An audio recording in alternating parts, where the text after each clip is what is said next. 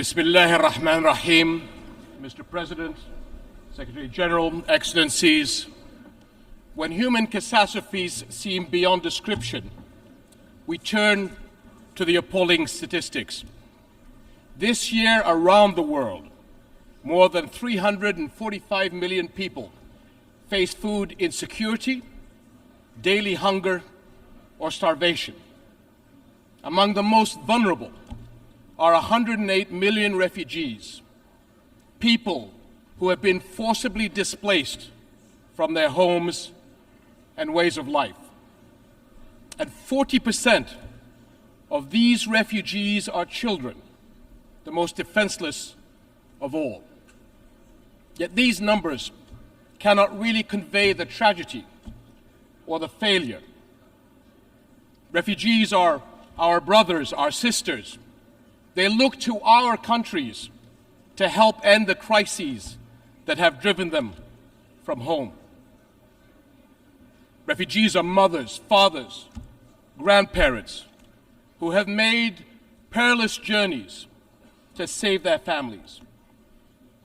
They are young people with big dreams and little children who deserve the chance to dream big. They depend on the international community for their survival, and multiple UN agencies provide vital services to help meet the need. But in recent months, one by one, these agencies have been delivering difficult news. A severe shortfall in international funds has forced them to cut support. Is this what we've come to? Is the international community going to watch as refugee families find themselves forced to send their children to work instead of school?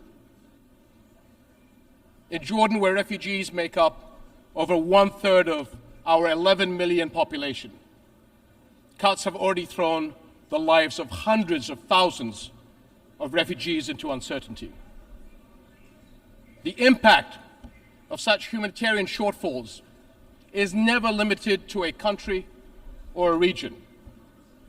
Fear and want bring on sharp increases in the number of refugees fleeing to Europe and beyond, on journeys that too often end in tragedy. My friends, Jordanians are serious about our duty to those in need. We have done everything we can to secure a dignified life for refugees. Nearly half of the almost 1.4 million Syrians we host are under 18 years of age. For many of them, Jordan is the only place they have ever known. Over 230,000 Syrian children have been born in Jordan since 2011. We are sharing precious resources to help them meet basic needs: food, energy, and especially water. We are among the water-poorest countries in the world, even as our water supplies face extraordinary demand. And we face these pressures just when another crisis has hit our region: climate change, with its destructive heat waves, drought, and flooding. And to meet the refugee burden, we have been carefully managing to combine our limited resources with essential support from the international community. Because the responsibility to act falls on everybody's shoulders. Because the world cannot afford to walk away and leave a lost generation behind. But today, Jordan's capacity to deliver necessary services to refugees has surpassed our limits. Syrian refugees' future is in their country, not in host countries. But until they are able to return, we must all do right by them. And the fact is, refugees are far from returning. On the contrary, more Syrians are likely to leave their country as the crisis persists. And Jordan will not have the ability nor the resources to host and care for more. We must find a political solution consistent with UN Security Council Resolution 2254, the step-for-step approach that offers a path forward, proposed by Jordan as the basis for engagement with the Syrian government and coordinated with the UN. This approach sets a roadmap to incrementally resolve the crisis and deal with all its consequences. Until then, we will protect our country against any future threats the crisis could pose to our national security. My friends, Jordan's case is a microcosm of our entire region. For all our people's immense potential, repeated crises have held back the promise of greater development and prosperity. Our region is a focal point where some of the most urgent global challenges are converging. How will our world respond? Will we come together in global solidarity to get to the root of the problem, the conflicts and the crises that destroy life and hope? Will we work as one to rebuild the lost trust in international action and help those in want? My friends, our region will continue to suffer until the world helps lift the shadow of the Palestinian-Israeli conflict, the central issue in the Middle East. No architecture for regional security and development can stand over the burning ashes of this conflict. But 7.5 decades on, it still smolders. Where are we going? Without clarity on where Palestinians' future lies, it will be impossible to converge on a political solution to this conflict.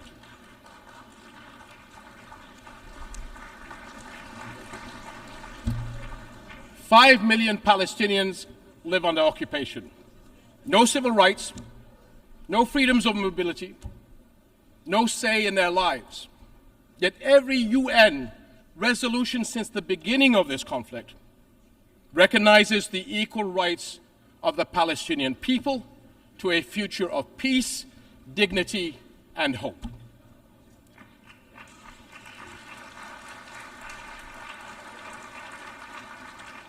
This is the heart of the two-state solution, the only path to a comprehensive, lasting peace.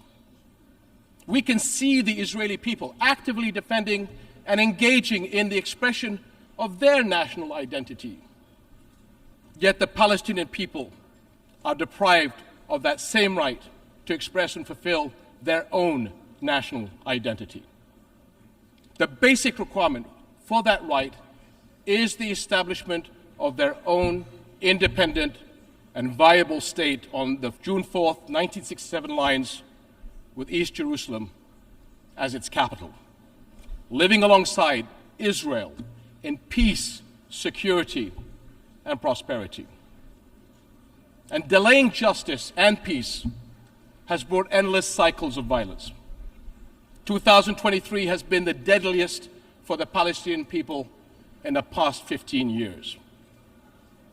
How can people trust in global justice while settlement building, land confiscations, and home demolitions continue? Where is the global solidarity to make UN resolutions believable by people in need of our help? Jerusalem is a flashpoint for global concern. Under the Hashemite custodianship of Islamic and Christian holy sites, Jordan remains committed to safeguarding the city's identity. But preserving Jerusalem as the city of faith and peace for Islam, Christianity, and Judaism is a responsibility that we all share. And we must not abandon Palestinian refugees to the forces of despair. Sustainable funding is urgently needed by UNRWA, the UN agency that provides vital relief, education, and health services to millions of Palestinian refugees. And this is essential to protect families, keep communities stable, and prepare young people for productive lives. We must protect young Palestinians from extremists who prey on their frustrations and hopelessness by making sure they continue to learn at the schools under the blue flag of the United Nations, as the alternative will be the black flags of terror, hate, and extremism. My friends, we come together here as partners to deal with our challenges and shape a better future. We speak here for our people. We speak for families and the younger generations. We speak for victims of conflict, displacement, hunger, climate disasters, and more. They are not mere statistics.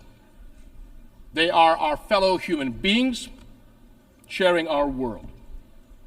Only by restoring trust, only by acting in solidarity, will we create the future all our peoples desire and deserve. We cannot allow for a lost generation on our watch.